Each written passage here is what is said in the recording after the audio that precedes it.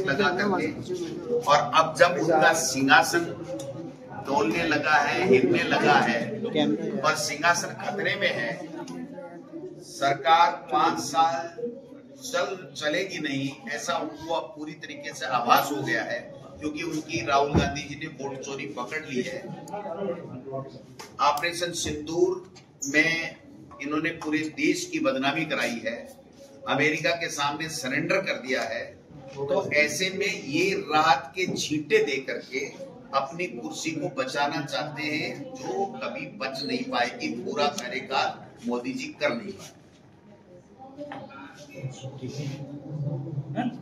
और मुख्यमंत्री जी ने कहा, आज सभी प्रभारी मंत्रियों को कहा है कि 3 दिन की छुट्टी विधानसभा बंद करो यार,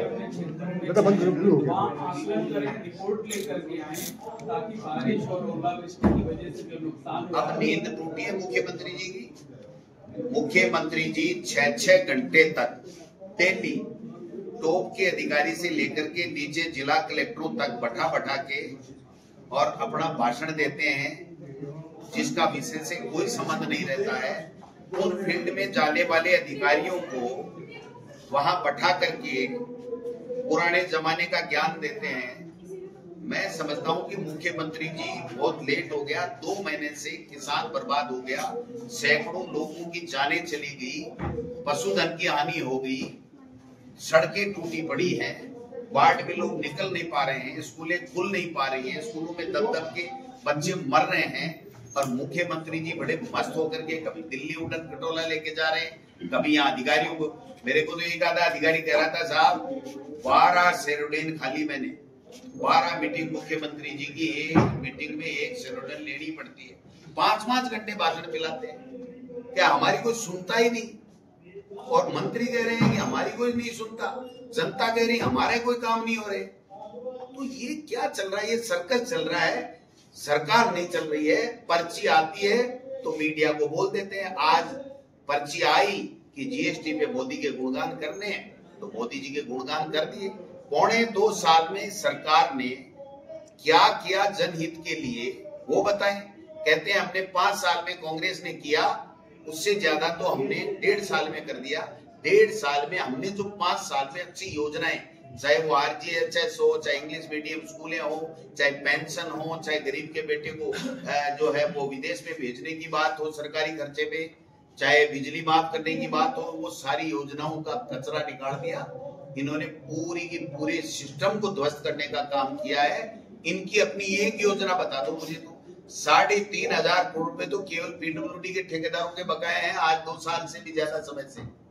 हमारे समय में स्वीकृत, हमारी कांग्रेस की सरकार के समय में स्वीकृत काम जो हो गए, उन ठेकेदारों को पेमेंट नहीं मिल रहा है, सुसाइड करने की तरफ जा रहे हैं लोग बात। और यहाँ बैठे बैठे CMR ने गप्पे हाँक रहे हैं, मेरे दादा ने ये किया, मेरे दादा ने ये किया, मेरे दादा ने।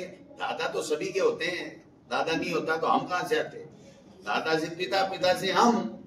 लेकिन इस तरीके से सिस्टम को कोलैप्स करने के लिए ये जो दिल्ली से पर्ची आई थी वो बिल्कुल फेल हो चुकी है। आपने विधानसभा अध्यक्ष का की बात कही है, क्या नाराजगी है कांग्रेस? आप बताइए, मर्जी है जिसको कमेटी में डालेंगे, मर्जी है जिसका कमेटी से ट्रांसफर करेंगे, मर्जी है जिसको धमकाएंगे, मर्जी है जिसके ऊपर से बैठ करके कुछ भी कहेंगे।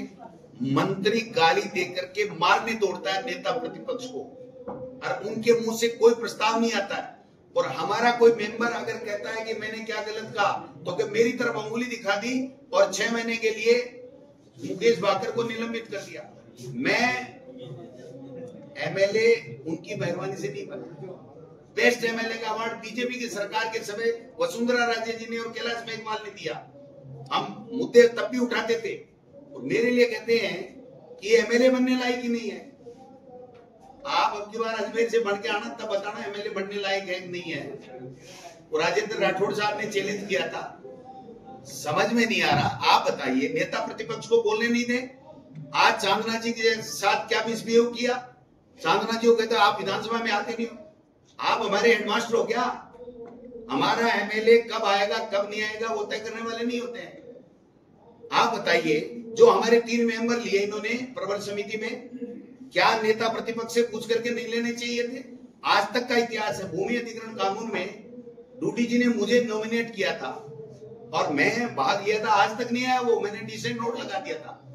ऐसे लोगों को बिना पार्टी से पूछे, बिना नेता प्रतिपक्ष से पूछे आप लेकर के और उसके बाद में नियम विरुद्ध वहां सदन चलाना चाहते हो, तो हम तो और तो क्या कर सकते हैं? मुकदमा तो बनता नहीं है। अविश्वास हमारा अधिकार है, इसके ऊपर हम गंभीरता के साथ में सोचेंगे कि ऐसा व्यक्ति आसन के ऊपर बैठा है जो बीजेपी की भाषा बोलता है, प्रतिपक्ष को अवसर नहीं देता है, प्रतिपक्ष को प्रताड़ित करने का काम करता है। अगर ऐसा कर रहा है तो उसके खिलाफ गंभीरता के साथ में सोचेंगे हम कि बजट सत्र के अंदर इनके खिलाफ अविश्वास क्यों नहीं लाया जाए। आपने